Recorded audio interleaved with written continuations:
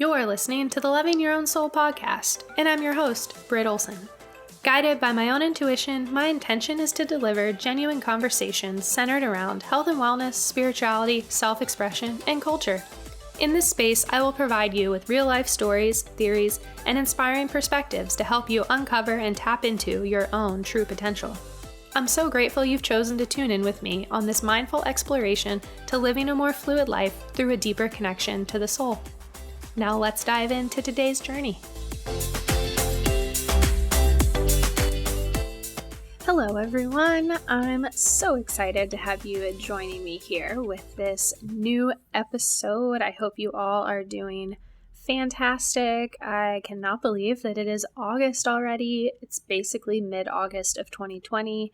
Where has the year gone? It's been a roller coaster, but yeah, it's been exciting. Anyway, though, I am so excited for today's episode with Alyssa from Big City Bohemian. Alyssa and I will be chatting about her kind of healing and chronic illness journey that she has been through for most of her life, really since she was a child. She has battled, as you will hear, just been given so many different diagnoses of different chronic illnesses, problems, gut health, fibromyalgia. I mean, she just kind of has a laundry list of diagnoses that she has been given throughout her life, but she is such a magical person. She's so genuine, so sweet. You will see just in chatting with her, she just has such an open energy about her. I personally just fully enjoyed our conversation and just learning about her, all that she's been through, and just her mindset that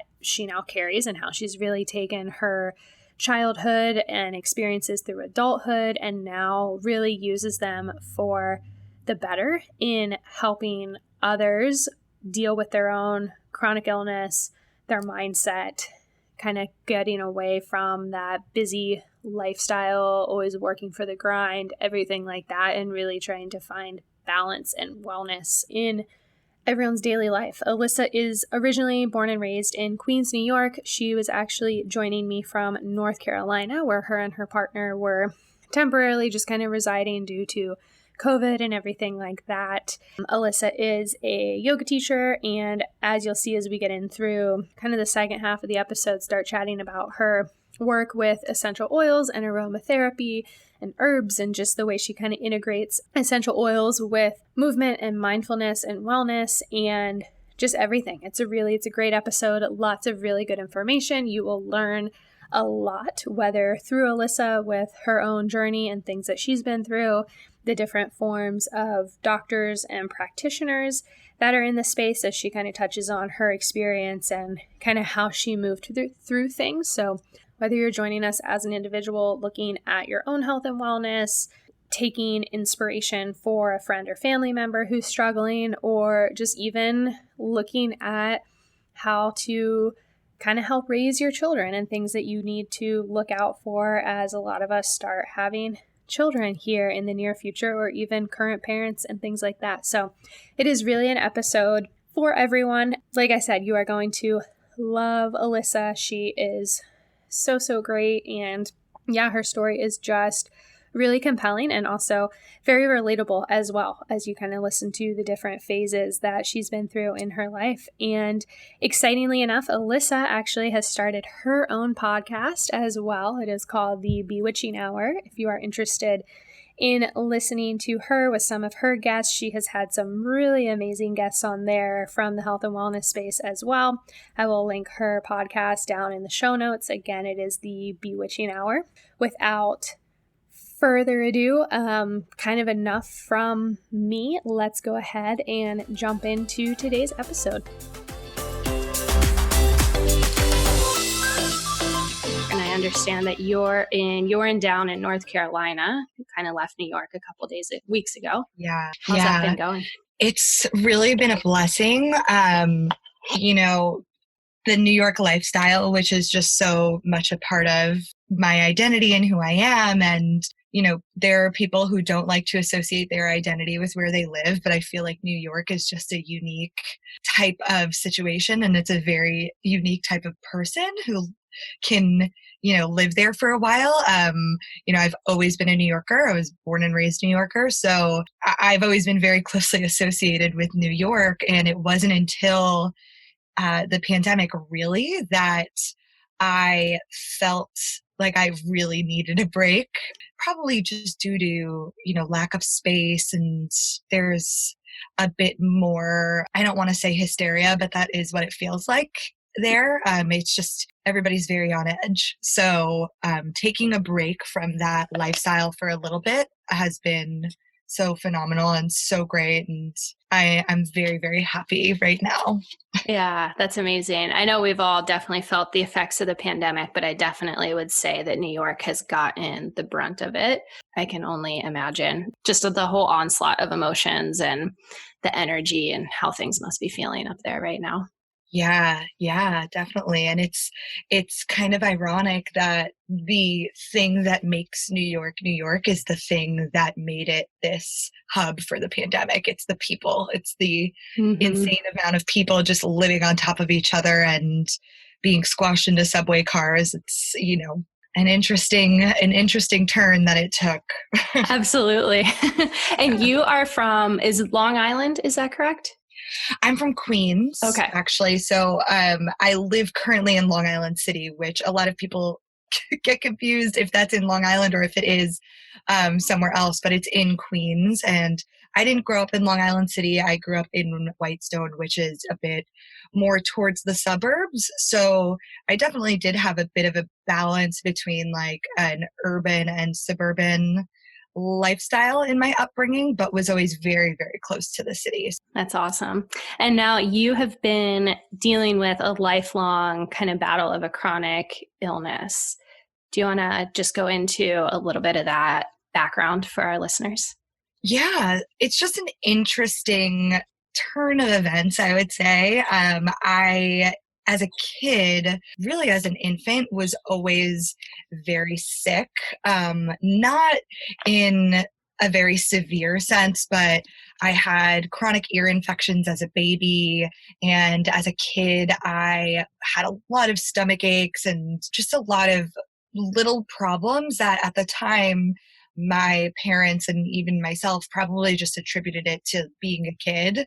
Mm-hmm. But, in growing up and getting older and having all of these different experiences, was able to realize that there probably was something wrong at a very young age. And so I really didn't become diagnosed with anything or really think that there was something severely wrong until I was probably 15. I had a very bad case of mono, which a lot of teenagers have. They call it the kissing disease for a reason. I didn't get it from kissing any boys. I could clarify that. But I just became really sick. And I was never formally tested positive for mono. So I became very sick in a lot of weird ways. Yes, there were the kind of the traditional mono symptoms like sore throat and fatigue, but I had my tonsils out when I was a child too, so I didn't have that very inflamed bad sore throat.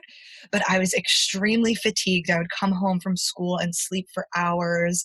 I was a competitive dancer at the time, and I fainted during one of our practices, which really was, the big one where my parents were like, something is seriously wrong. And I actually went to the hospital. Parents rushed me to the ER after fainting in class. And, this was probably the first time that I had been exposed to the Western mentality of treating chronic illness specifically. The dance practice was on a Sunday morning at probably 10 o'clock in the morning, and I was really sick. So I was just tired. I did wake up early. I pretty much slept right up until my practice. And I had like a quarter or a half of a bagel or something before because I was just like too tired to even eat.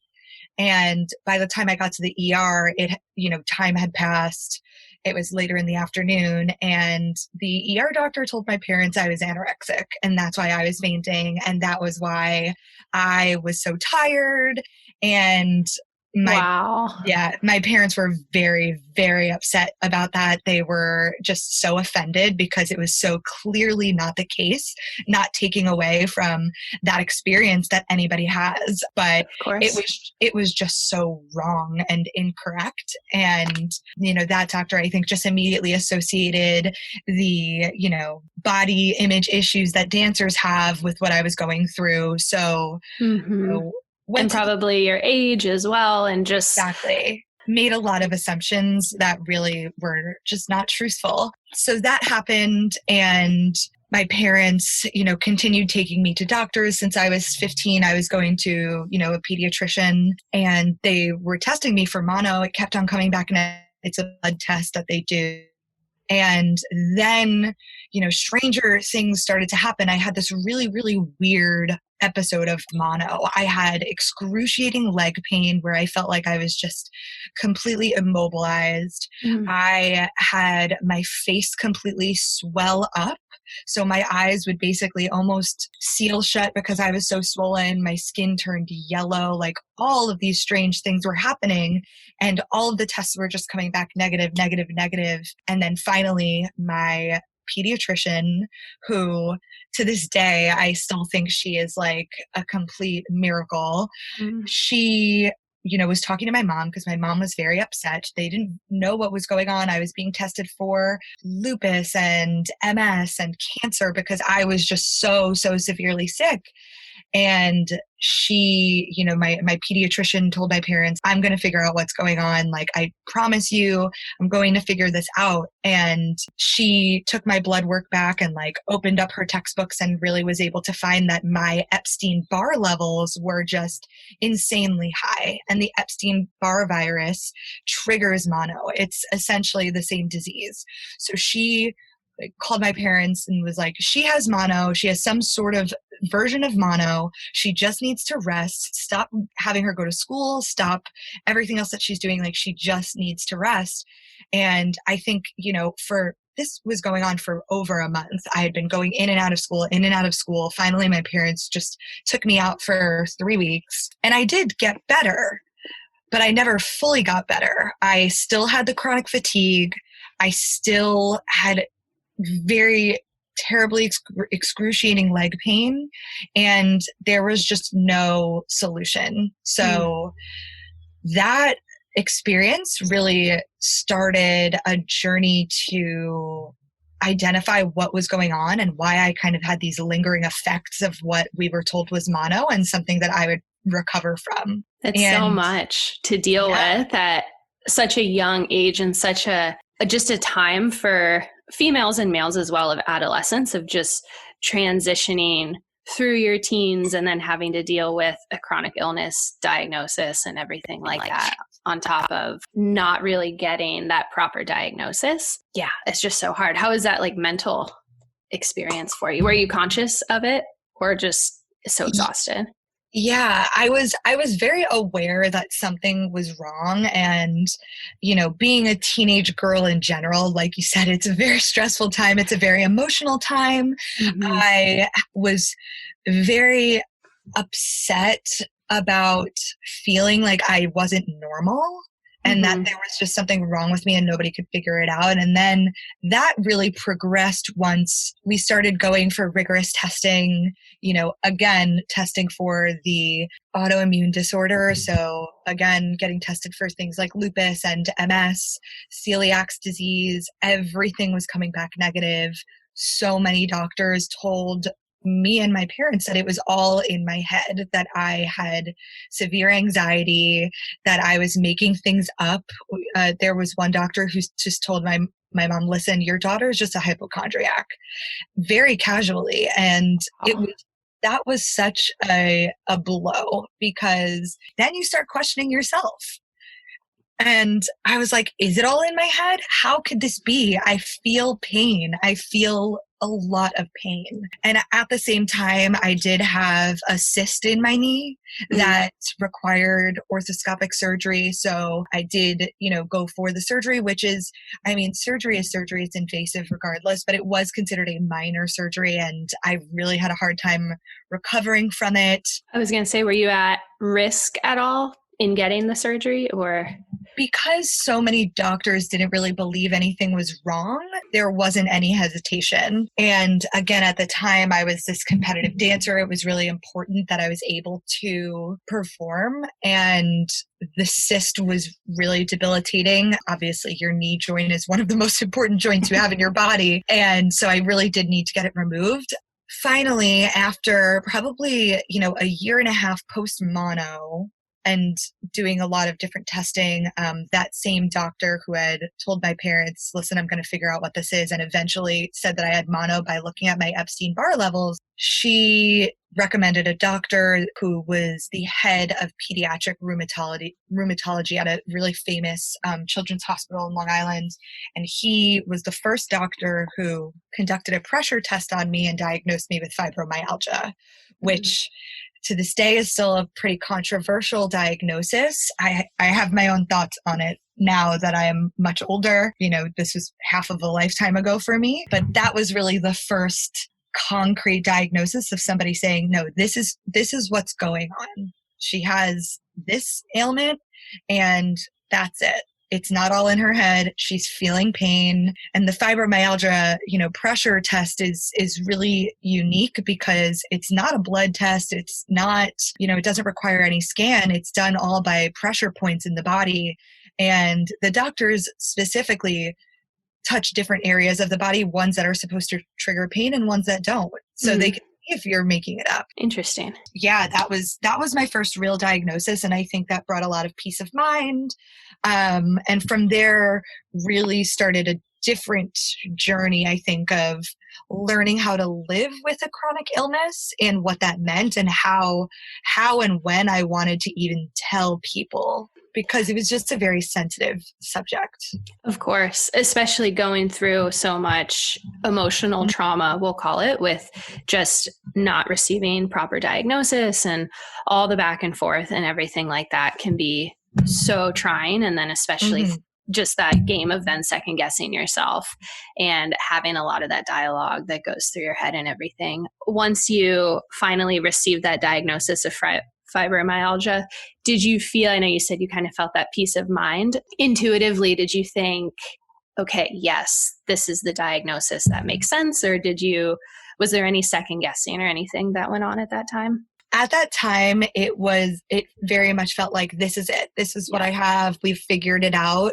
I did, not too long after that, my mom and I went to go see a nutritionist in New York City. It's just a funny experience to look back on, because now that is exactly the type of treatment or modality that I would push people towards. And at the time, this was the early 2000s, it was very woo-woo and weird to be seeing. I think she was a holistic nutritionist. Like, she was just very highly sought after, very expensive, but it was one of those things where people were like, what are you going to see? Because it wasn't really, a Western doctor per se. And now slowly treating food as medicine is becoming more and more accepted, slowly becoming more accepted. But especially back then, it was, why would you?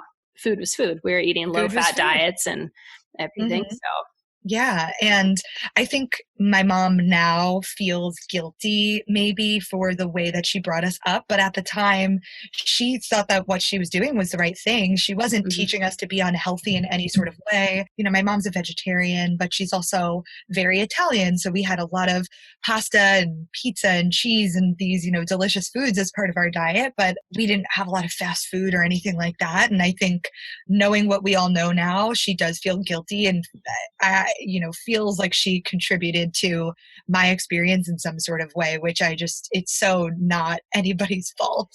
Of course. It's easy though with a family and then yourself as an individual to kind of look back and start placing blame on certain things. But anything we do, we're only doing the best of what we can do with the information we have at that time. Yeah. And, being a mom too, like, you're trying to do anything to help your kid and figure out what's wrong. So she was just trying anything that she heard about. And we went to this nutritionist office, which was in a tiny apartment in New York City. And we had a little tape recorder with us so we could record everything. And it was basically a 2-hour session where she just rattled off all of these things that I should be doing. There are so many diets out there now. I hate the word diet, but Mm-hmm. I struggle to find what a better word for it is. But there are so many diets that are tailored specifically for different ailments. And the fibromyalgia diet, if anybody is familiar with it who might be listening, it's low gluten, low dairy, and very, very high in omega-3s. Mm. So that was essentially what she told me. We had brought all of my blood work to her, and she had saw that my celiac levels were a bit high. Not that I had celiac disease, but that I definitely had some sort of sensitivity to gluten. So she was like, no gluten, no dairy. She wanted me to eat a lot of oranges for vitamin C. She wanted me to eat the core of a pineapple, which is very rich in different enzymes and proteins. Cool. It was just super bizarre. She wanted me to eat canned salmon, sardines, like all of these really high fatty fish. Very specific too. Very specific. And, we walked out of that session feeling excited. But then I think shortly after, at this time I was getting ready to go away to college. And shortly after I had a pretty big emotional breakdown, just like, I can't do all of this. I am 18 years old. I'm going to college. I can't eat like this. I can't not drink alcohol. Like, what am I supposed to do? I need to live my life. It was a really traumatic experience. And at that time I made the decision that I'm just going to live my life, and I'll keep this in the back of my head, but I need to just experience the college lifestyle and the college experience. It was just too much of a burden at that time for an 18-year-old going to live on their own for the first time to also carry the weight of like, well, I have to eat a certain way and I can't drink beer and things like that. Yeah, or eat the late night pizza and the weird food that you get in the dorms and just all the things. Like, it's just so a part of life and growing up. I completely understand that. And I think there's a part of it as well that it's also good for your mental health too, to experience and try some of those things. Absolutely. And, looking back, I don't really have any bad moments in my college experience as it related to my physical health. It was the same, I would say. There were certainly times and nights where I felt really horrible, but for the most part, that experience was okay. And I also was introduced to different people that I had not really surrounded myself with before and started to experience a lot of different things. So, in college, I became close friends with a few people who were much more into an alternative lifestyle. We definitely smoked a lot of pot, which I don't know if that's appropriate to say or not, Yeah, but totally fine. it was part of our lifestyle. We were very much into music and nature. And, I feel like I spent the first couple of years of college, like doing the party thing and going to the house parties and the bars and surrounding myself with that. And then I kind of fell into a groove with people that I felt more close with. And we just started to experience different things, and we would just talk about life, and we would listen to music, and we would look at art and read books. And it was a much different experience that I think really started to change my perspective. And during that time also, which was unrelated, but looking back was very much related, I had started experiencing some really severe menstrual cycle issues that people had just attributed to, like, oh, it's stress, you're having a different experience now, and your emotions and hormones are changing, and so we're just going to put you on birth control because that's what we do. That's what we do. So, during that time I went on birth control. I also, not right before college, but a couple of years before college, I did become a vegetarian. My mom was one, as I mentioned, so it was kind of easy for me to be a vegetarian. And in college, I felt like I was just eating so unhealthily that I did start eating meat again, which I still eat meat now. I love vegetables, and, I think everybody has their own lifestyle, but for me, I do eat meat. But so I did start bringing meat back into my diet then, which I think did help me at the time, because everything that I was eating was so gluten and dairy heavy, and there were only so many like really bad salads I can make at the salad bar that I could truly deal with. So yeah, went through my college experience, and I think after that was when my life really started changing and started shifting in terms of this, chronic illness and diagnosis that I had had. Wow. That's Yeah. so much to go through too, just through college. I mean, college is such a changing time as well. College kind of hits you of all different things. Mm-hmm. Loved college, but I can only imagine how much different my experience would have been if I had had in the back of my mind, knowing what I was Mm-hmm. going through in society today, but also through college and just every time in life. Whenever we need to rest or take a nap, it's kind of like the unacceptable things that we actually need with dealing with your condition, which is kind of like a Mm-hmm. silent illness as well. It's not as if you were constantly throwing up or had physical signs of it. Was it hard for you to express that you needed to go rest, or even just to like take the time to do that for yourself versus trying to push through it because nobody else was dealing with that at the time? What I find interesting when I look back on it is my college friends were very understanding. And I think it's because they only knew me in one way. Mm-hmm. It's more so the close friends that I grew up with who are still my best friends to this day. And there's nothing wrong with the approach that they had or the way that they perceive things, but I think they almost had a harder time understanding what was going on. Yeah. And for anybody that meets somebody who, looks like me, I very much look like a healthy person. And in a lot of ways I am. Like you said, it's this silent illness. It's an invisible illness, and it becomes very difficult when you reach a certain point as well. I had a really hard time with graduating from college, going into the real world and working a 9-to-5 job was really a reality check for me. It just felt like something I physically could not do. I was so stressed out to try to make money and move out of my parents' house. Not that my parents were kicking me out, which, I'm very fortunate that my parents wanted me to live with them forever. They still want me and my boyfriend to live with them now so that we can save money. Like they're those kind of people. But I wanted to move out. I wanted to have my own life, and I put a lot of pressure on myself. And it was really, really hard, getting my first job, which was like, an administrative job. I studied English and creative writing in college, which obviously is not a fast track to any sort of career. I didn't really know what I wanted to do. So going into the workforce was really quite complicated. I eventually found my way, and I started to explore different things. So towards the tail end of my college experience, I found yoga, and I started really integrating that practice into my lifestyle. It became a really big part of me. And I had never really been anybody who was interested in meditation. It's still not something that I have fully integrated into my routine. Mm-hmm. But the breath work and the meditative practice of yoga really, really started helping me.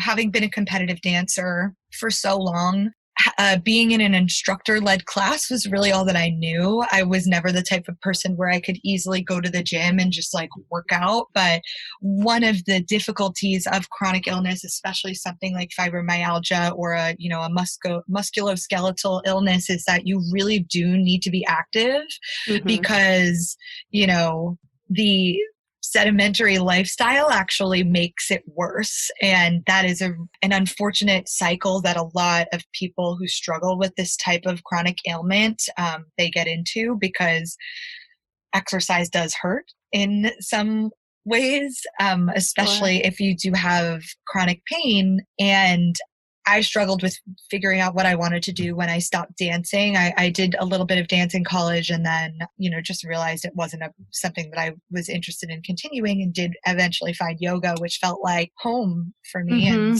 it is now. I could relate to that. I Yeah. danced for mostly through childhood, was a ballet dancer and just absolutely loved it. My mom Hmm. was much more into dance than I ever was. So it was just kind of ingrained naturally. But I love how you said that about yoga, because that's how I felt upon first discovering yoga as well, was it had just that instructor led class and just some of the body movements and just kind of that mind Hmm. body connection really resonated there.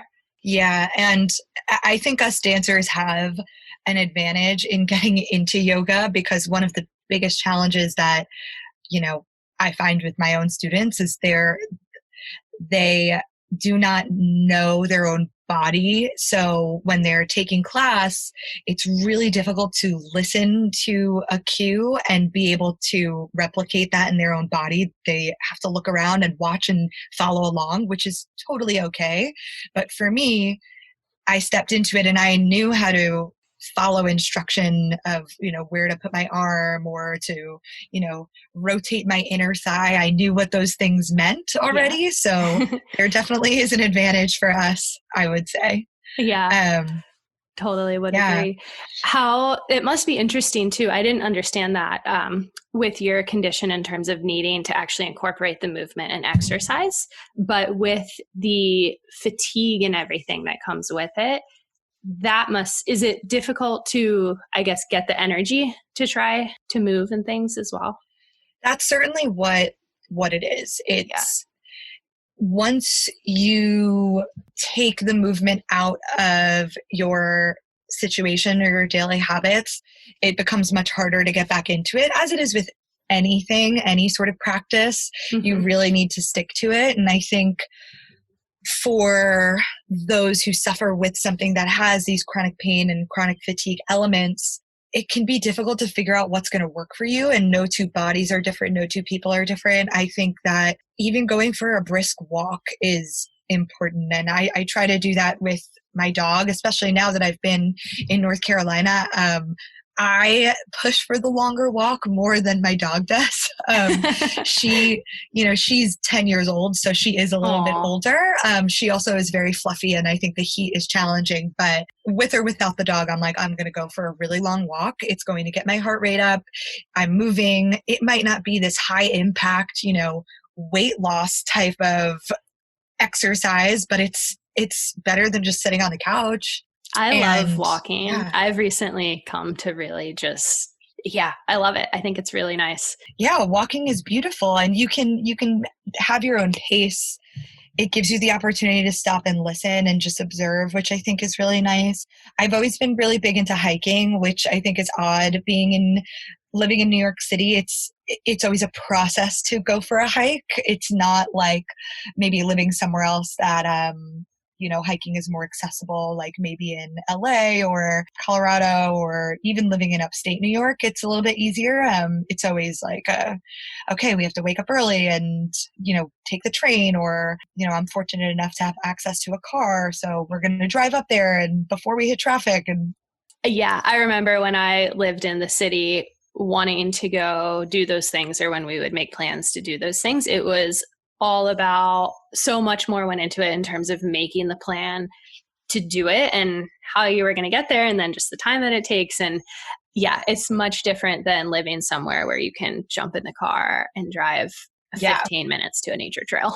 yeah. So yeah, I mean, I just love being outdoors too. It's Mm-hmm. a really, really big part of what makes me feel good.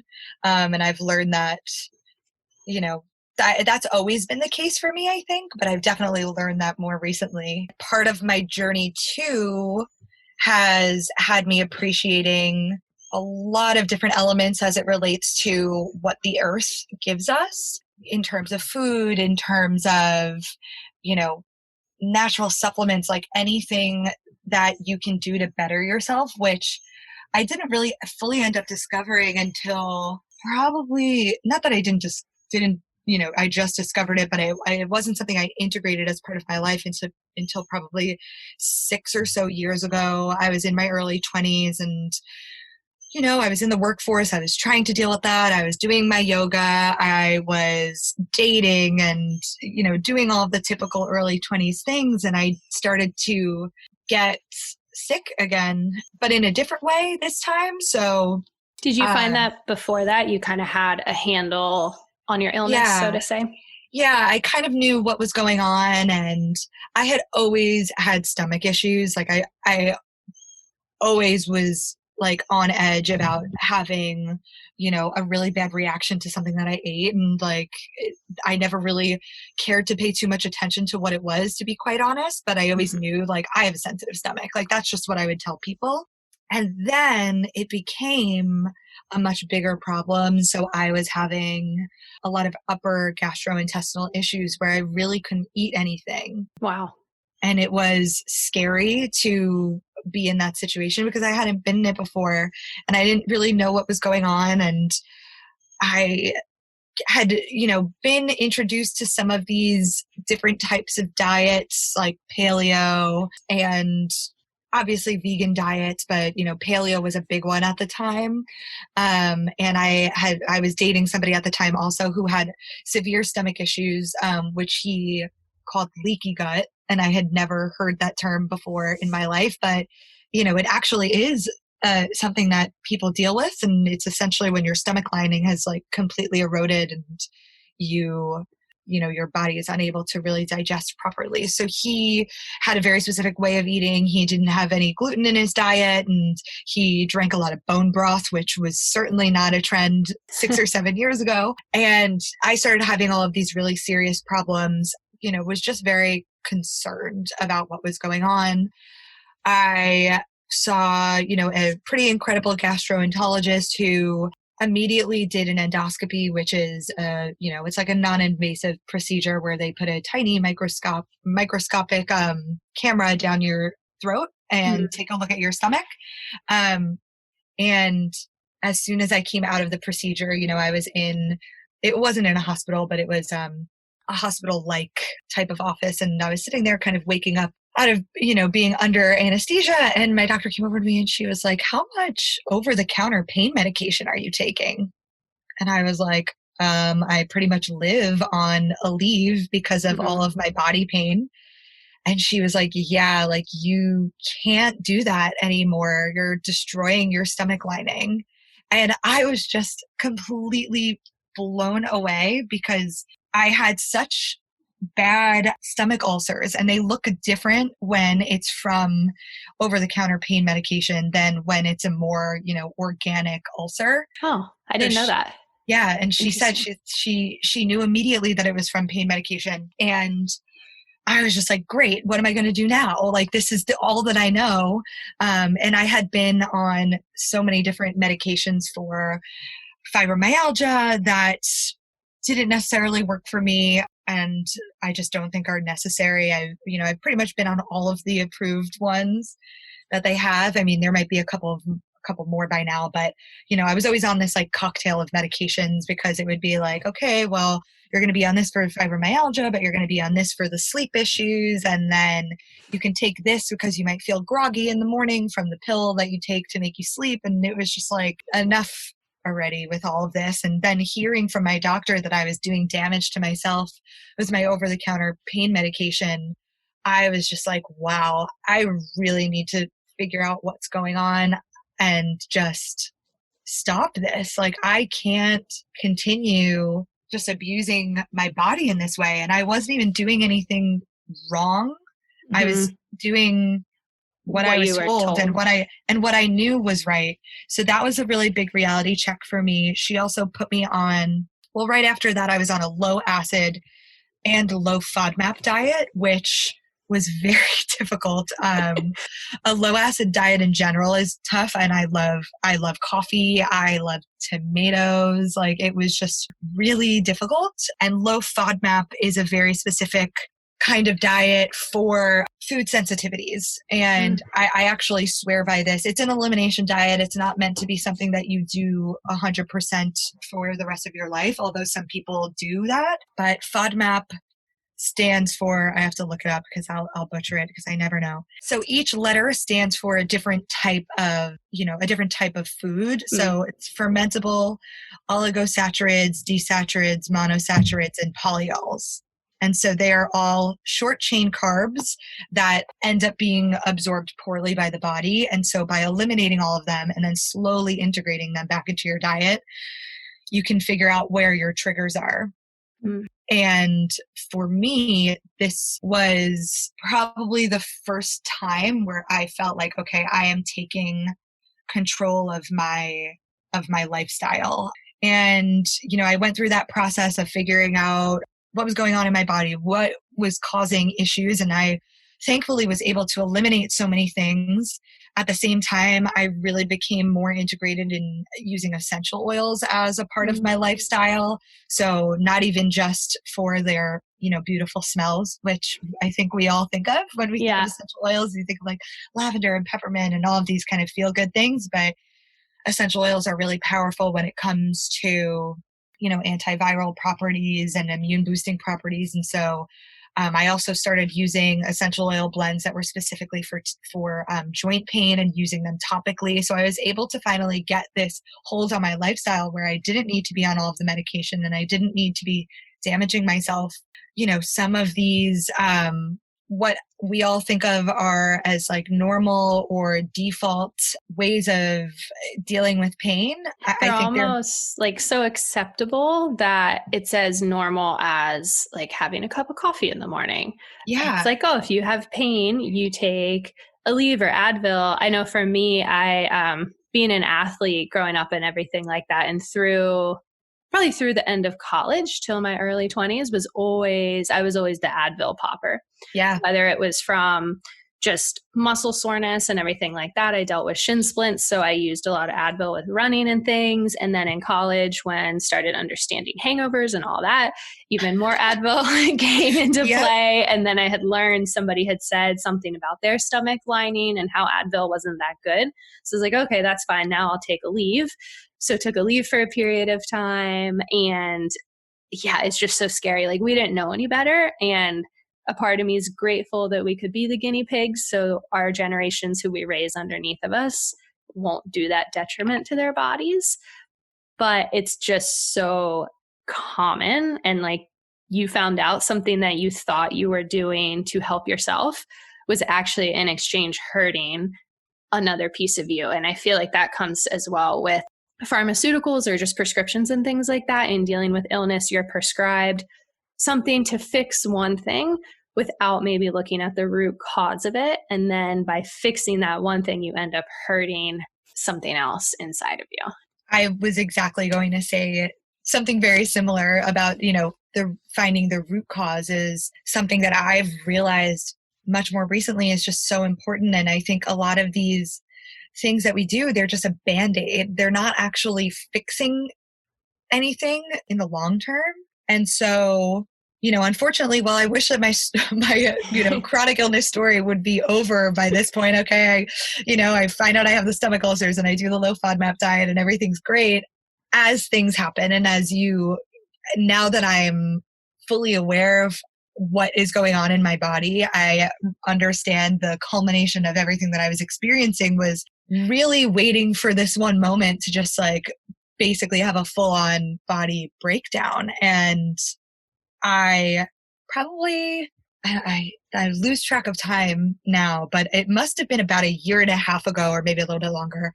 I started to experience like extreme fatigue, extreme joint pain, chronic headaches, which I had never had before, but like chronic headaches that were so severe that it would be the middle of the workday and I would have to go just like sit in a place that was quiet and like put pressure on my eyes because I didn't know what else to do. And I was just like, what is going on? Why is this happening? I'm doing all of the right things. I thought I figured this out. And this was around the same time that I was listening to a lot more podcasts, doing a lot more research. I was just becoming really more integrated in a certain type of lifestyle. I was probably on the tail end of my yoga teacher training, and I was really having this like revolution of what I wanted to do with my life. Like I was like, I'm changing as a person. And I think the heaviness of that and the burden that I was putting on myself and just like the vibration of where I was, emotionally was like before you do all of this, you have to slow down and figure out what's actually happening to you, because you're not done yet. You're not done figuring out what the issue is. And so I kind of had this full on breakdown, and I was like, I need to really figure out what is wrong, because this just doesn't make sense that I'm having the stomach issues, the body pain issues.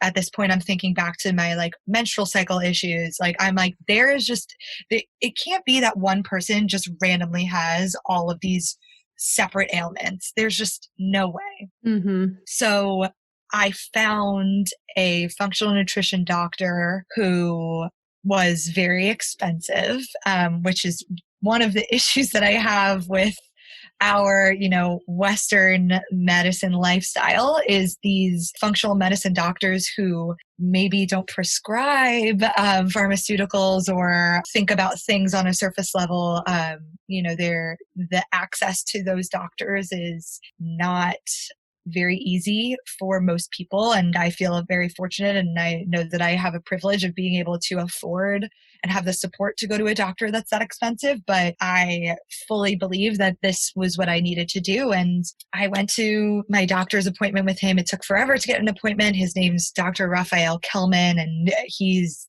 fantastic. At the time, I really thought that I might have had Lyme disease, just because, being a part of the chronic illness community, a lot of chronic illness stems from people with chronic Lyme, or stems from people having chronic Lyme. Mm-hmm. So I had started thinking about that. And with Lyme being on the rise as well, in terms of understanding, not understanding, but just all the different strands and everything. Yeah. And it's, I mean, jury is probably still out on that. I think there might be something that I have, who knows at this point, but so I went to Dr. Kelman, and I had spent like a week compiling everything that I knew about my life. Like, I just wanted to make sure, I was like, I'm going there fully prepared. I don't want to miss anything. I don't want to forget about anything that happened. So I kind of typed everything up and had it with me. And I'm sitting in the office, and I'm going on and on and on about my story, and he's sitting there and he's letting me listen and he's taking notes. And then I finally stop, and he was like, were you born vaginally or as a C-section? And I was just like, what kind of question is that? But that was the first question he asked me. Were you born vaginally or a C-section? And I was born C-section. And he says, were you on antibiotics a lot as a kid? And I said, well, I had chronic ear infections. And he just kind of nodded his head, and he was like, I really sympathize with your situation, but coming out of the womb, essentially, you were not set up for success, is what it all boiled down to. And he, really attributed what was going on with me to just a major imbalance in my gut and the healthy, the positive and negative bacteria that everybody holds in their body. Hold on one second. Yeah. I'm so intrigued by that. So I'm actually in process of getting my health coach certification through the Institute of Integrative Nutrition, IIN. And we were just listening to a speaker about the difference in those who are born with a C-section, and that there's a difference in the flora, I believe it is, that you obtain when you do come out through the vaginal canal. So it's very, not to say that your story is fascinating or anything, but it is just, that kind of real life example that it is clearly has an effect. It does. And what you said is, essentially what my doctor told me, that, by not being born through the vaginal canal, and I don't want to, put out there that anybody who might be listening who is a mother or is an expecting mom, that having a C-section is the wrong thing to do, because it is right when that is the case. There's nothing wrong about having a C-section. It's necessary in a lot of cases. And it was in my mom's case. That was just what needed to be done. I was 3 weeks late, and my mom was in labor for 72 hours. I was not coming out. So they were like, we got to just do it. But totally. That's a long labor. It's long. And she was just like, get this. She's already been overstaying, overstaying by 3 weeks. So, he just kind of pointed out, like, when you're born, naturally, there are all of these nutrients that get absorbed by the baby going through the vaginal canal. And by taking the baby out in a different way, you're not giving them the opportunity to be exposed to all of that bacteria that your mother's body creates to protect you for when you're born. And if you're not aware of that, you're not going to do anything about it. So he even believes in, you know, integrating very, very, very small doses of very specific probiotics into a newborn baby exposure, whether it's like rubbing it on their lips a little bit, or, you know, if you're bottle feeding, like somehow putting it into the milk. But that's what he thinks is very important, that you have to build up that gut bacteria. So, you know, being born C-section, I already, you know, had kind of been exposed to life without the immune system that I guess I needed. And I had these chronic ear infections that, by being on antibiotics over and over and over again, as we know, it completely depletes your gut bacteria. If you're not thinking about the balance, you know, between the good and the bad bacteria that you need in your gut, and you have like trillions of different strains of bacteria that exist in your body at any given time. If you're depleting yourself of what's needed, there's just going to be an imbalance. And that's essentially what happened to me as a baby. I was on antibiotics so many times as a baby that the pediatrician told my mom, we can't put her on antibiotics again, because she's just going to have to fight this on her own. She's going to have to get over this, you know, ear infection on her own and build up that tolerance, because I just didn't have it. And it's still so unknown, that part of an upbringing for a baby. So, you know, with that, he highly speculated that I had SIBO, which is small intestinal bacterial overgrowth, and did a lot of different testing for me. My thyroid was low. I had genetic mutation. So there's this gene that actually most people have, and it does not allow for your body to detoxify properly. I always forget what it is because it's a bunch of letters, but it's MTHFR gene. If you're missing that, it doesn't allow your body to properly detoxify itself and break down enzymes in a certain way. And a very high percentage of the population actually have this gene or are missing this gene. And it can really just impact the way that your body is able to self-sustain. So all of those things kind of tied together, he kind of pointed out that they can attribute to an irregular menstrual cycle. I had polycystic ovaries for a while, and that was, you know, what was a product of some of this imbalance in my own body. It can lead to chronic fatigue and chronic pain. It can lead to gastrointestinal issues. And so he really put me on a strict protocol of different supplements and a lot of things that I won't get too much into detail because, you know, I've already been talking so much about this. That was really an eye-opening experience for me. And coming out of that, I realized that I just wanted to somehow, without being a doctor, without being a health coach, I want to integrate everything that I know with what I'm able to provide for people. And so started to really think about what that could mean.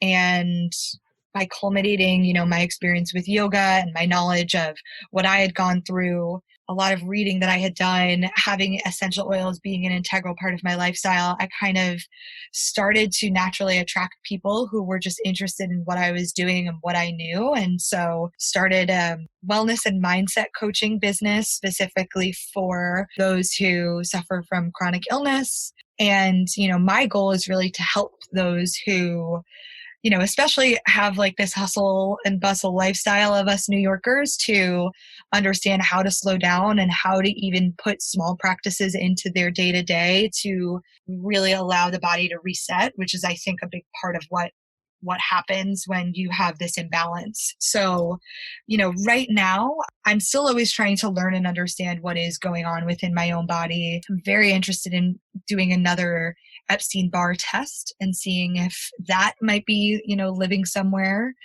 because Epstein-Barr is at the root of a lot of chronic illnesses. You know, I think that just knowing that something as simple as your gut bacteria can affect everything else in your body. It can affect your stress levels, your emotions, your physical pain. That was just totally mind-blowing and eye-opening. And it really helped me just connect the dots for what had been going on for so long. So it's so fascinating. It almost brings it all to like one center cord in a way where you can kind of start pulling off all the different areas and it just all connects into one. I think it's really interesting too, because the term gut health is another term that has been a little bit misused, in my opinion, in that it's become trendy and most people were not understanding the underlying necessity of gut health, of that it literally does connect everything. As you've seen, my husband, which we've spoken a little bit about it, not on this episode yet, but he was diagnosed with a chronic illness back in September of 2018. He had dealt with some similar symptoms back when he was a child to toddler age, and then all the symptoms pretty much went away. They went dormant for most of his life until age 32, and then he was rushed to the hospital, thought he got the flu, etc. Kind of similar ER story that a lot of people go through, such as yourself when you were younger. And then he has severe aplastic anemia on top of an immune deficiency they're not even 100% sure that that's the full diagnosis. That's just kind of the 80% of where they decided to land on. So he definitely does have a bone marrow disease and dysfunction, but then there is a more severe underlying immune deficiency going on. And after a lot of just frustration, prescriptions, everything like that, I kind of took matters into my own hands and started researching and really trying to do everything we could and looking for outside sources and everything like that. But he had always dealt with gut imbalances and things there that always kept asking the questions, and the dots were never connected per the doctors who we were working with, which they saved his life. They've done a fantastic job. However, in what needs to be addressed with his condition, kind of like yours, had never been properly addressed. But I, deep down inside my soul, know that it has to deal with the gut, because it's just too ironic for it to not be ironic, for him to deal with these other gut imbalances and gut issues, and then to have all these other quote unquote diagnosed issues at the same time. And I think there's so many people out there, such as yourself, where like you felt it's like, how can you have this laundry list of 6 different or more problems and things going on, and then how are they not all connected? So it's kind of that, like, of course they're connected once you figure it out. It's very interesting. And I agree with you about the whole gut health thing being a little bit trendy, and it's like a buzzword right now. And I think there are so many things out there that people are just like, yeah, like this is healthy. Like kombucha, for example, kombucha is very hot right now. People love it. I mean, I'd be lying if I said I didn't love it, but it doesn't really work for me that well because it's very high in sugar. And I have just in my, low FODMAP elimination diet, I know that I am very sensitive to certain sugars. And so unless the kombucha is low sugar, I'm going to be extremely bloated and look like I'm 6 months pregnant. And that's the complete opposite of what a fermented product is supposed to be doing. It's supposed to be balancing your gut health. And a lot of people don't know that. They just see that it's like a trendy health food and they're like, oh yeah, I'm going to eat that. Right. Must be good. I'm going to drink that. It must be good. But everybody is so different. I tried doing the keto diet probably 7 or 8 months ago. I had read a lot about it and I felt really pretty positive that it was going to like make me feel good. And it did the exact opposite because it was so high in fat. I just can't tolerate that much fat in my diet. My boyfriend who did it was thriving. He had so much energy. He lost weight in like a very healthy way. And I was, debilitated with stomach issues. So I was like, okay, it's just it's not for me. It's not that one size fits all by any means. It's so not. Everything isn't one size fits all. And I think that was a big reason of wanting to do what I do also. I think that a lot of people feel intimidated by, alternative health and wellness and all of these things that look beautiful and amazing on Instagram. And people think, well, like, I can't do that. I can't take a yoga class because I'm not flexible or I don't know about these things. So I'm not even going to try. And there are these mental blocks of like being able to access certain things, which fortunately for a lot of things, there is an access issue because of the cost to attain certain treatments. And even a yoga class in New York is very expensive if you don't necessarily have the money to afford it. But also, I think there's this idea that living a holistic and, well lifestyle is a lot of work, and it doesn't really have to be. There are such small things that you can do that, don't require drinking the kombucha and, doing all of the things that you might see influencers telling you to do on Instagram. So true. Just be very simple. It could be like a very small practice of like, well, every morning I take a walk and I drink a cup of coffee and that makes me feel good. And if it makes you feel good, then you should keep doing it and not think that you're not living this like very chronically well lifestyle is kind of like the thing that I have pushed in terms of what I work with my clients on is I want to take away from the stigma of chronic illness and live a life of chronic wellness. And that doesn't have to be, this out there thing that you can't get. I love that. I love how you said that. I also love the fact as well that when we were talking about your journey, you didn't list off the supplement regime that your practitioner put you on, because out of curiosity, I would love to know. However, we're all so susceptible per social media. And I think there's so many positive effects to technology on us as well. But like with the kombucha trend, it would be so easy for someone who might be listening, who might be having similar symptoms to you, which is great that they can now look up to you and learn from you and maybe connect with you after the fact to understand more. But at the same time, pertinent to them, they may not need to suddenly go buy all the supplements that you list off that you're on, or just like the keto diet, it didn't work for you. I feel like we've just been conditioned to that prescription mindset and that, oh, this one pill works for everyone. And that's not the case at all. And I'm really love the way you said all of that. Yeah. It's so Yeah. cool. And I hear that. And I've definitely fallen into that, that trope of like wanting to put everything out there that I know that I do because it helped me and I want it to help everybody else. But then knowing that there are certain things that I have tried and that haven't worked, that's almost what I need to put out more. It's not necessarily what's working for me. It's that, hey, I tried this thing that seems like a one size fits all approach and it actually wasn't right for me. I had a very close friend of mine who is a health coach, and she, did the Whole30 trend probably a year or so ago. I did Whole30 also. I do enjoy experimenting with a lot of these different things because I never know what is going to make me feel good or unfortunately make me feel bad. So I take that risk. But, she did Whole30 and was keeping up on her journey on Instagram. And then halfway through, she was like, hey, I stopped doing this. It's not right for me. It doesn't make me feel good. I miss my, my grains. I miss my quinoa. Like, this isn't for me. And maybe it's for you, but it's just not how I like to eat and how I like to live my life. So I think it's important to make sure you're communicating those things. Absolutely. So authentic too. That's really cool. Yeah. So in your work with your current clients, I know you said you do a lot to just help them kind of live that ultimate wellness and finding balance and everything like that. Are there any daily practices or rituals or things that you guys kind of experiment with together?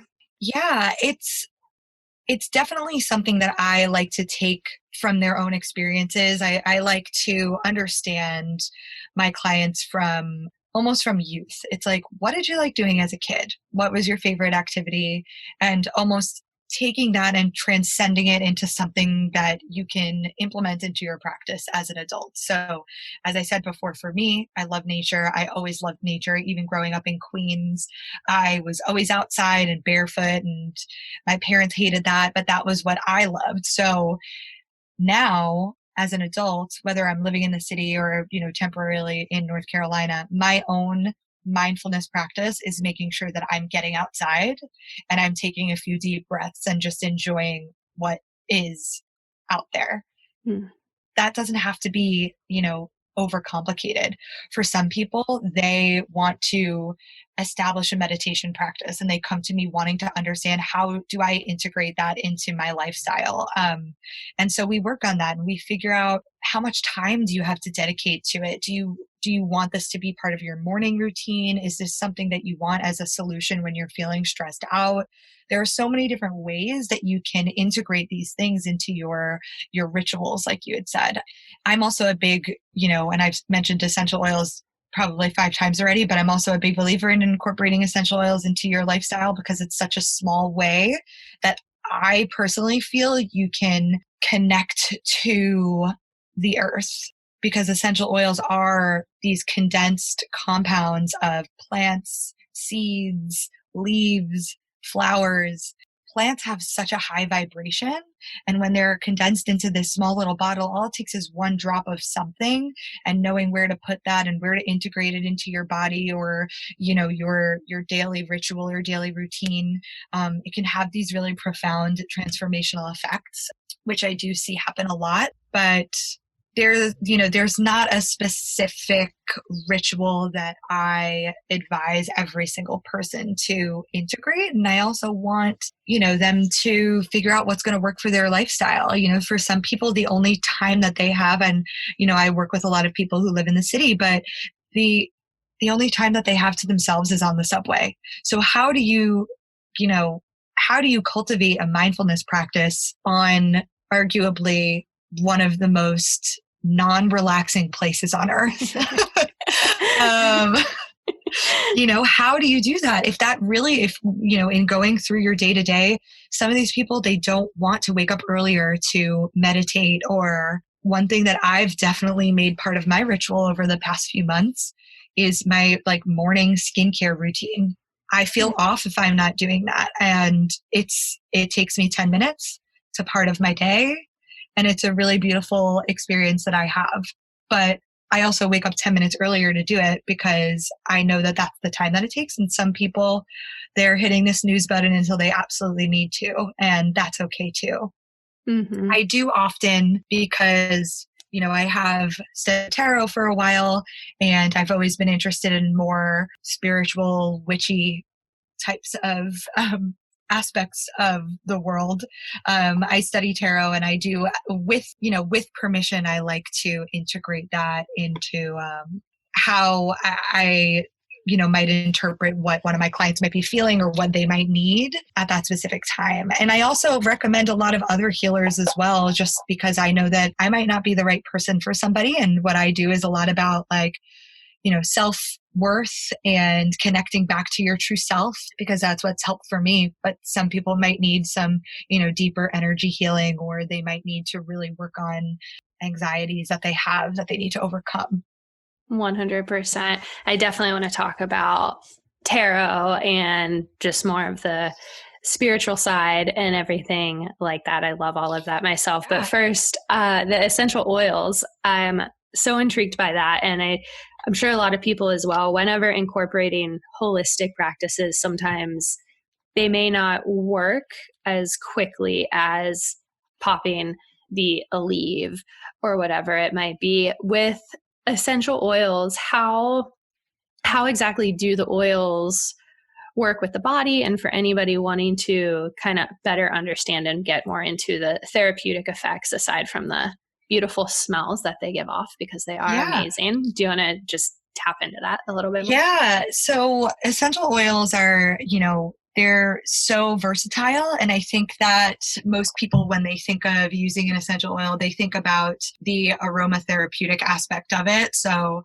whether that's using, a diffuser or just inhaling the scent, that is almost like the first thing that comes to mind when you think about how to use essential oils. And then the second is probably topically. I think most people who have ever had a massage or have gone to a yoga class, they might have experienced, having an essential oil rubbed into their skin or something like that. But there's also, and my caveat is you have to be very, very careful with which oils you would even be doing this for, but taking essential oils internally, it's a really profound way to see changes by using, all of the different constituents that a different oil might have.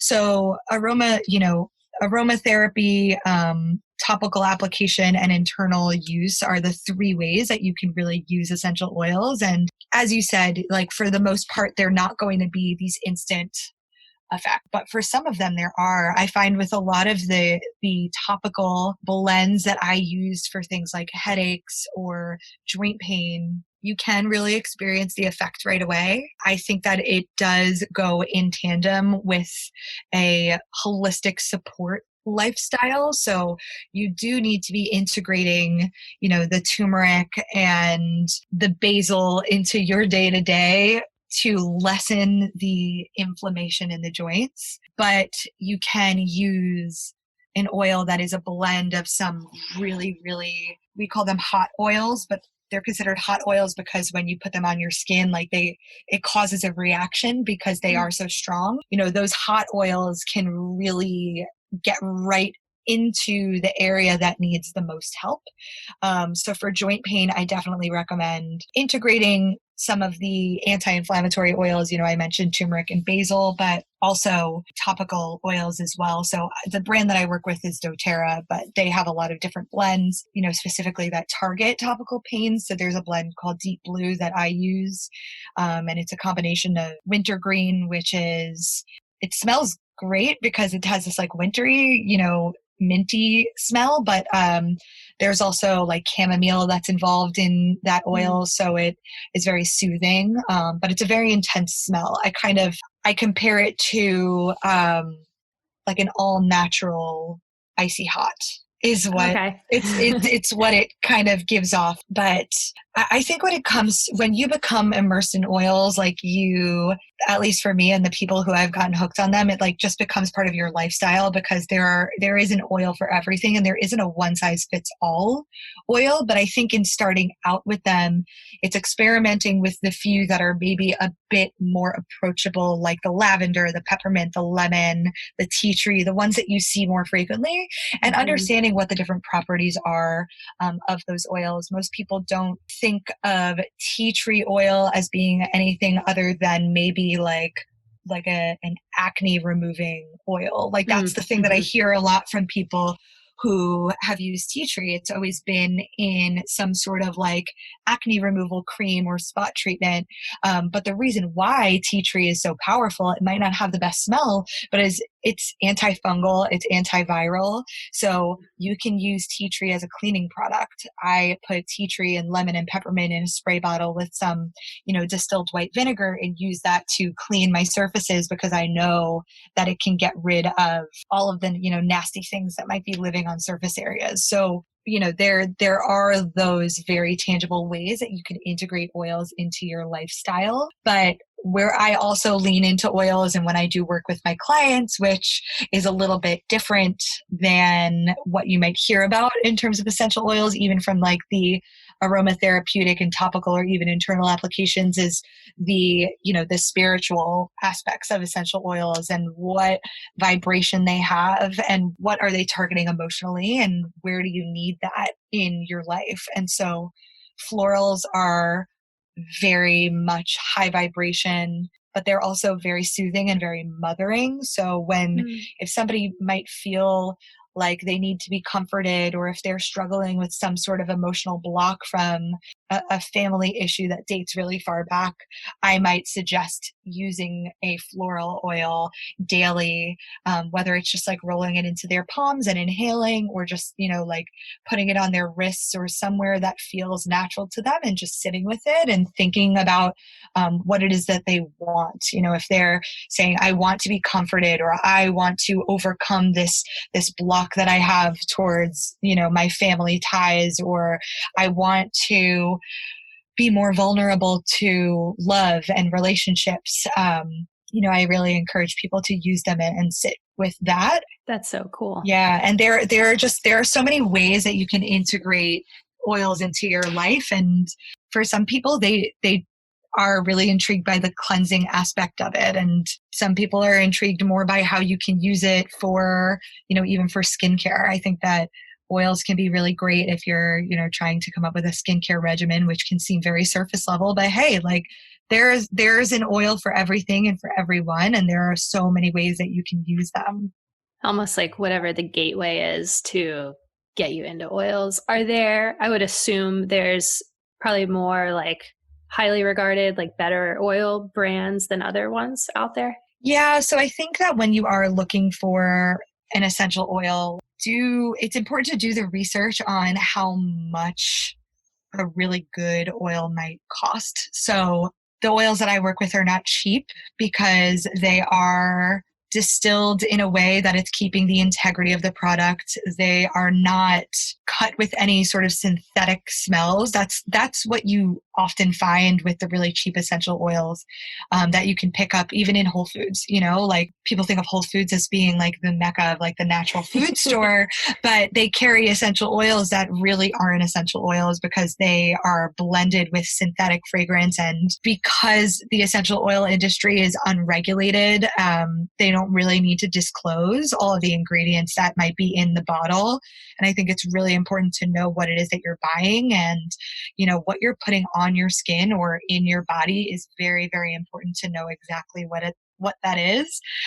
So I wouldn't recommend just like taking a $10 essential oil that you find in Whole Foods and like, you know, putting a few drops of that in your water. I've come across people who, when they start using the oils that I use, they are like, these smell really different, and it's because they do. I use them a lot in my yoga classes, and I do essential oil and yoga workshops every once in a while. And I like to Oh, use certain cool. oils that I like. I'll use the lavender and, you know, maybe a wild orange that people might be more familiar with, but also something like frankincense that people have heard about but maybe don't really know about. Frankincense is a very expensive essential oil. Like if you're buying frankincense for $15, I guarantee you it is not frankincense Wow. because it's a resin and it takes a lot of frankincense to extract the oil from it. So a bottle of frankincense, like a 15 milliliter bottle of frankincense, would probably be closer to like $100 than 15. And I don't recommend everybody go out and buy frankincense, but you do have to kind of understand what the differences are. Rose essential oil is, you know, rose has the highest vibration of any flower. Rose can do so much spiritually, physically, but it's very expensive. A small bottle of essential oil, that rose essential oil, can be a couple $100s. So I'm never going to really recommend that. But even lavender, you can find a lavender oil for probably $10 or $15 when it probably needs a little bit of a higher price tag, like probably closer Hmm. to the 30 ballpark. But oils are also an investment because you really only need one drop if you have the good stuff. So a small bottle of lavender essential oil should last you a very, very long time. Makes sense. And it's going to have the effect that you need rather than the more, you know, synthetic brand. So, you know, there are really good brands out there. It's just you have to find them. Makes Yeah. sense. Right now, in our current world, we're going through a lot of times of unrest, which will lead to change and transformation, and a lot of people coming out of being homebound with COVID. So there might be a lot of anxiety and stress. There's just a lot of moving energy for all of us right now. Are there any essential oils that can maybe help how you respond to stress or how you open and kind of go through times of transformation and things like that? Yeah. There are so many oils out there. It's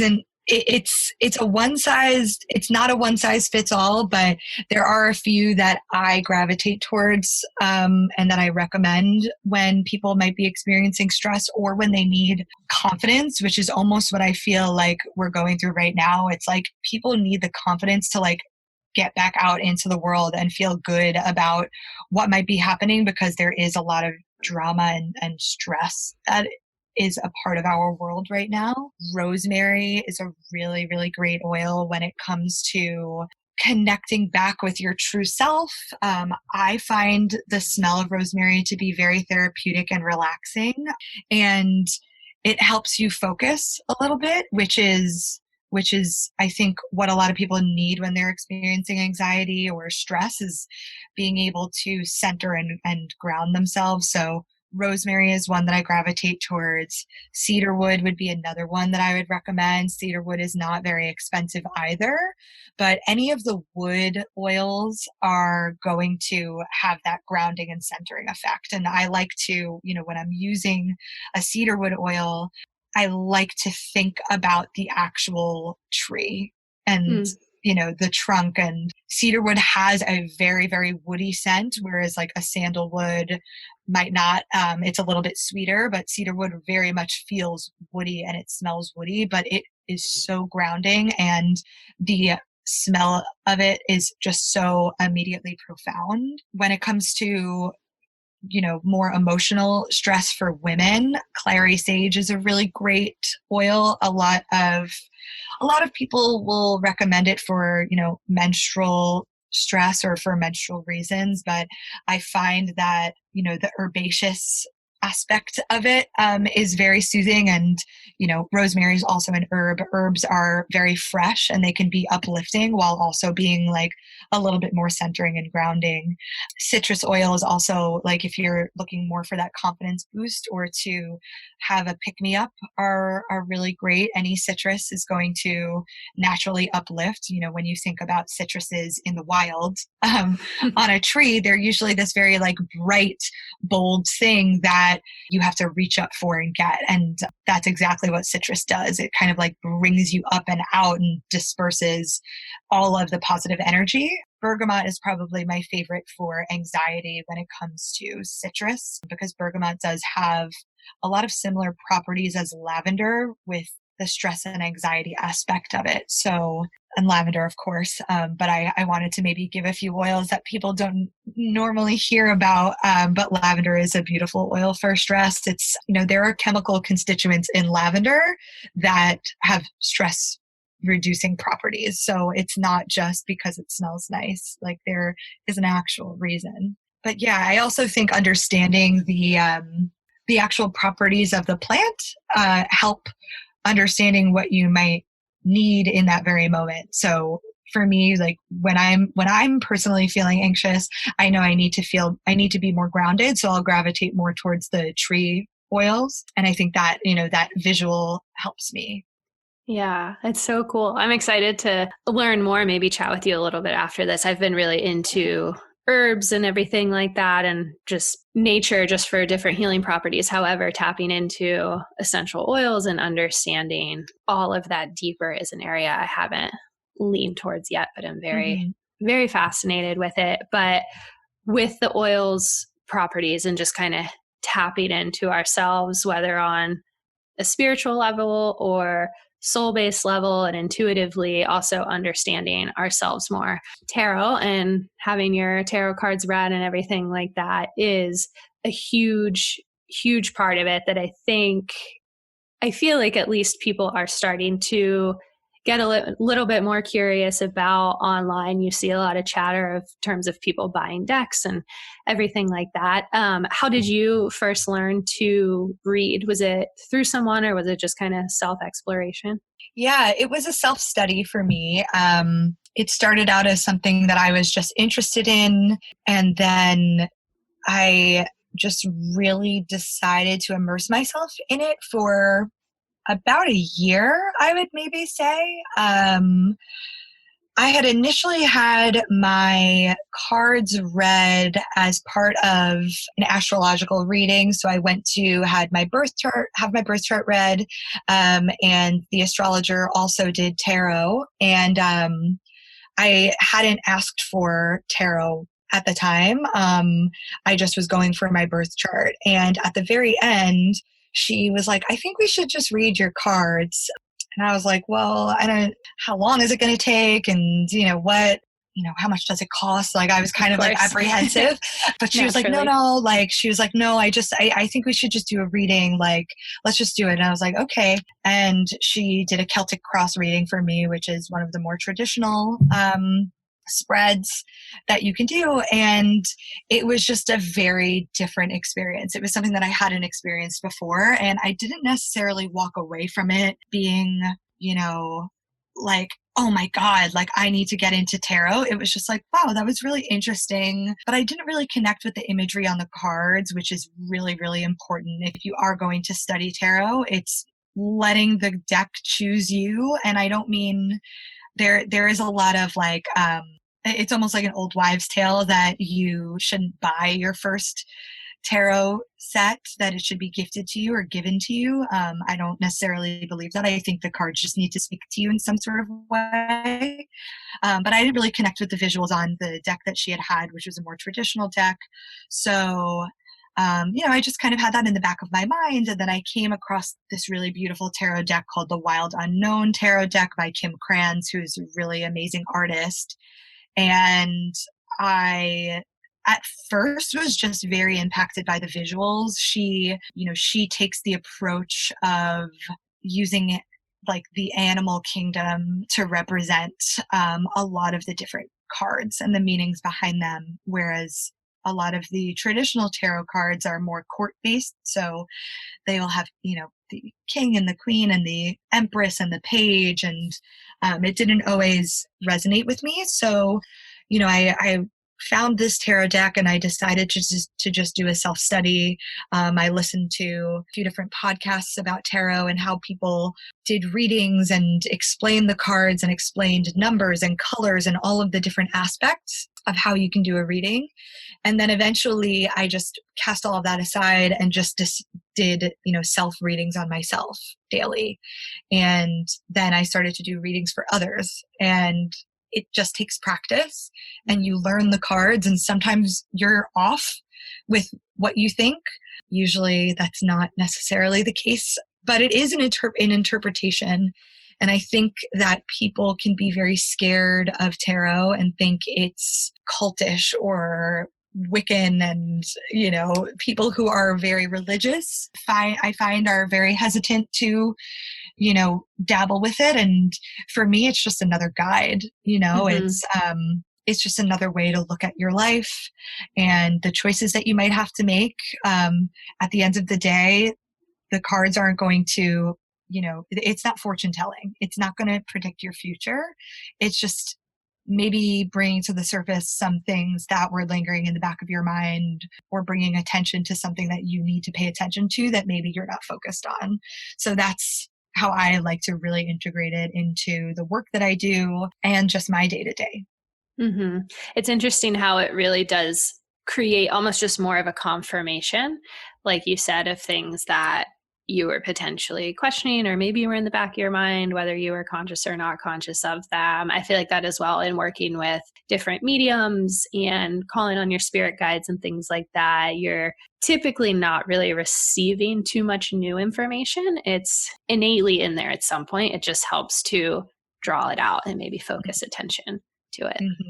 Yeah, and that's how I feel about a lot of things, even with astrology too. That's another, that's another one that no two people are going to be the same just because they have the same sun sign. But there are certain ways that maybe you behave, or aspects of your personality, or the way that you go about work, that can be applicable based on, what your sign is. And again, it shouldn't be like fortune telling. I don't really believe that has a purpose in those modalities. I think it's more being a guide. Absolutely.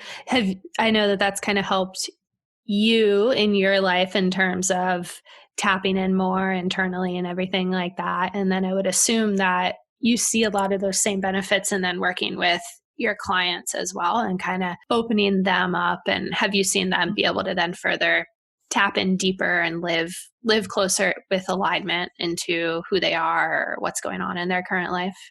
Yeah, I think one of the benefits of tarot is every reading is going to be different, and the cards sometimes represent people, they sometimes represent feelings, they sometimes represent a certain state of mind. And I can do my best to interpret what those might be, but I think what I see often is if I'm doing a reading and I'm, talking about certain things, if there's a card about a specific person, I might not know who that person is, but I know that if I get a reading and the Father of Cups, it shows up, I might just start talking about a very strong presence in your life that, might have a more, grounded emotional stability, but leads with their heart. And I'm not going to say who I think the person is because I don't know. I'm just calling out that there's that prayer. And I try to connect the dots as best can. And what I see when I do a reading, even if it's just one off, because I do one off tarot readings too, they're not always a part of, the coaching that I do. It just ignites something. And often, whoever I'm reading will be like, oh, actually, I think what that might be is this, or I had this situation a couple months ago, or actually in a few weeks I'm visiting my brother, and he is older than me, and he has this way of being, and so it helps them then open up to the possibility of what the cards might be saying, and eventually just really leads them to taking a closer look at what they might be entering from the spiritual aspect of things. Because you can come to a reading and be like, hey, I want to ask the cards what I should know about my finances, or what I should know about my job, or what I should know about my relationship. And it might not always be specific to that. Sometimes it is very spot on, but sometimes, we can be asking or wanting guidance on finance, and the cards that come up are all emotional and water based. And maybe there's some sort of deep emotional tie to something that's going on with your finances that needs to be explored that doesn't really have anything to do with your financial situation. So it's just very interesting how those things come up. Absolutely. It's again kind of getting away from that traditional mindset of only striving for what's on the surface, or that kind of band-aid fixation to everything, and understanding that there's so much more going on beneath the surface. But speaking of astrology, one of the things I like to do before we close out this episode is leave you with some loving your own soul questions, which are really just some fun questions so that we can kind of tap in even a little bit deeper to who you are. One of those is, what is your sun, moon, and rising sign? My sun sign is an Aries. Oh, me too. When's your birthday? Really? April 2nd. Oh, cool. I'm the 14th. I always love meeting another Aries. Yes. So yeah, my sun is Aries, and my moon and rising sign are both in Aquarius. Very cool.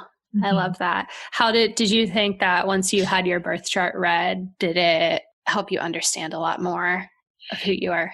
Yes. Yeah. Getting my birth chart read, I had always, I knew that I was an Aries, but I didn't know anything else. I didn't 100% align with a lot of, what they say about Aries. So I was always kind of like, it's kind of true, but it's kind of not. And once I learned about my rising and my moon, I really felt understood. So that was a really profound moment for me. I agree with that completely.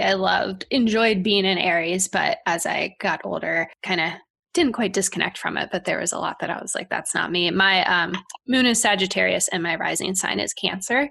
So upon better understanding the Cancer side to me and everything, it was like, oh, okay, that all made much more sense.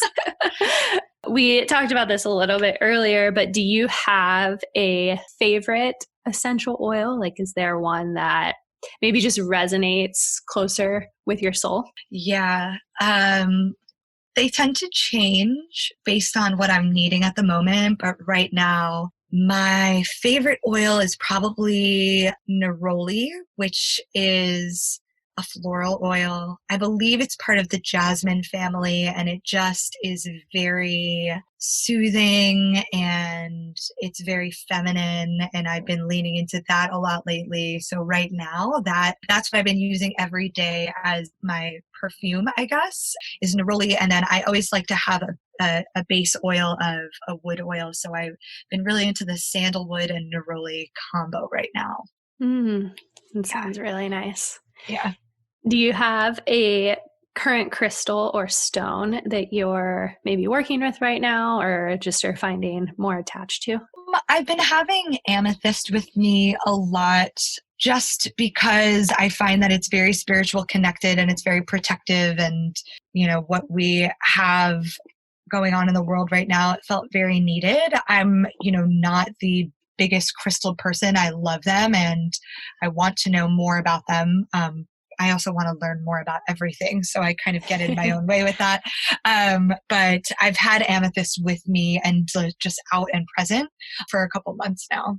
Cool. I love amethyst. Mm-hmm. Such a beautiful stone. I know you said in college and everything, you smoked a lot of weed and were always out in nature and everything like that. Do you have any opinion on whether it's the emergence of CBD and some of those misconceptions or just the legalization of weed in general? I am totally for it. I never really understood what the big deal was, I guess. Totally agree. And I think it helps people. So like I see more damage on a regular basis from those who are abusing alcohol and smoking cigarettes than those I know who smoke a lot of weed. You know, I think it should just be decriminalized. And the emergence of CBD, I mean, I think CBD is great. One of the reasons why I stopped smoking was because I just was experiencing a lot of anxiety whenever I would and a lot of, paranoia but I still liked the effects of it and the way it made me feel physically. So CBD has been really great helping with that because you're not getting the, cognitive aspect of, feeling high, which was just not serving me anymore. So yeah, that's how I feel about it. I'm all for it.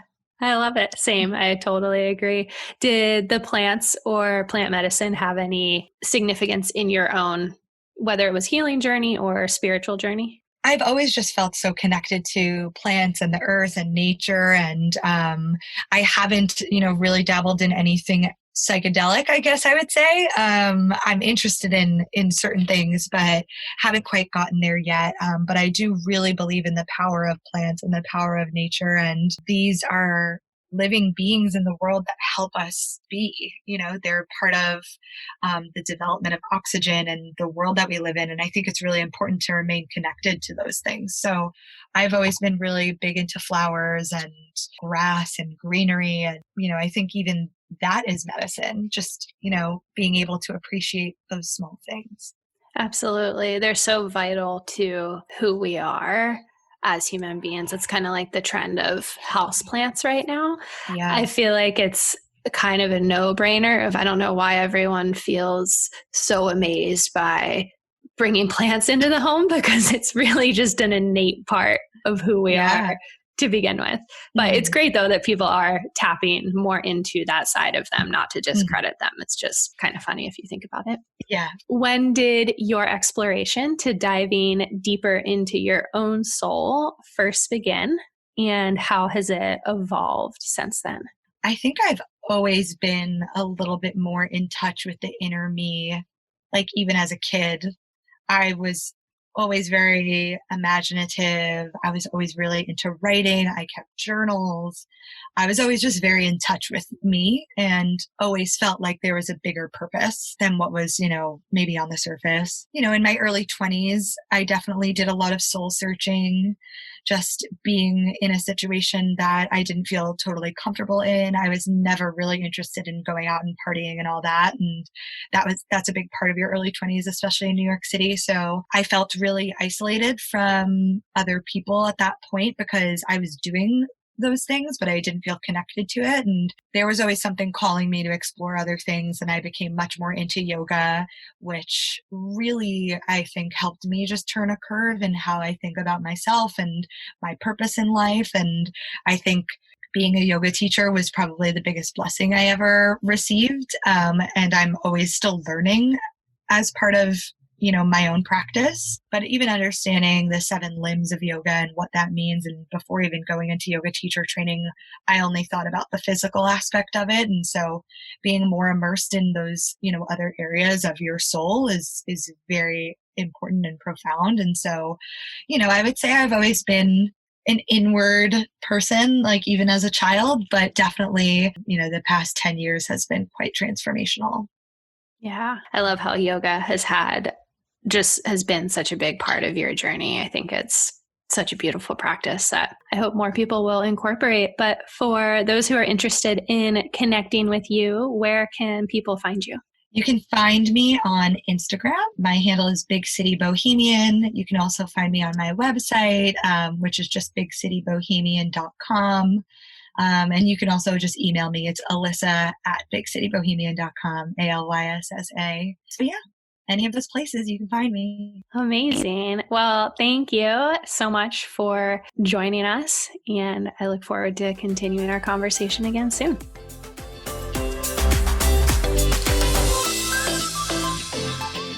All right. Wow. So much information in one episode. That was just such a gift getting to hear from Alyssa, understanding her journey, learning all about essential oils. I learned a lot that I was not already aware of. Definitely have some things that I want to research myself, and might even be ordering some essential oils through Alyssa because she definitely has gotten me hooked for sure. But I hope you all enjoyed her story. Thank you so much for tuning in here. It is truly a gift. I am so grateful for all of you who continue to listen to the podcast, tune in with all of our special guests. I know they appreciate it, and it's just been such a fun journey sharing different stories, perspectives, and everything like that with all of you.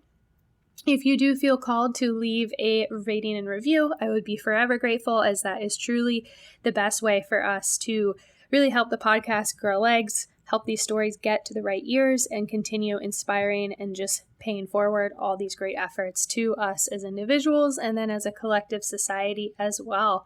So if you do feel called to rate and review the podcast, all you have to do is leave a rating, leave a review, and in exchange, send me a screenshot of proof that you did so, and I will send you my free plant-based recipe ebook, which includes 25 plant-based recipes. You can always add meat to these recipes as well if the plant-based lifestyle is not for you. Super easy to do so. It's just really, they're a great starting point and also a way to kind of make things fun. You know, it's not always about just eating salads and things like that. There's so many fun ways to eat healthy and incorporate more plants into your diet. So just simply rate and review the podcast, screenshot it, send me proof to lovingyourownsoul@gmail.com, and in exchange, I will send you my plant-based recipe ebook. Thank you all again, and I look forward to continuing the journey with you soon.